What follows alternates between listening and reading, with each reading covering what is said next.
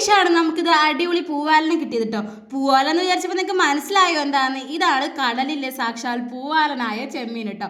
ചെമ്മീനുകൾക്ക് പലതരം പേരുകളുണ്ട്, അതിലൊന്നാണ് കേട്ടോ ഈ പൂവാലൻ.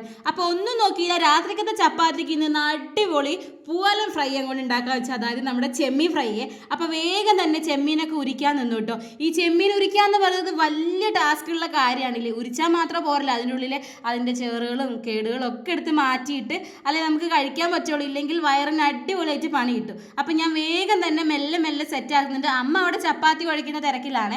അങ്ങനെ ഈ ചെമ്മീൻ എന്ന് പറയുന്ന വലിയൊരു ടാസ്ക് ഞാൻ അങ്ങനെ കഴിച്ചിട്ട് വേഗം തന്നെ ഒരു അടിപൊളി ഫ്രൈ ഉണ്ടാക്കാമെന്ന് വിചാരിച്ചിട്ടോ.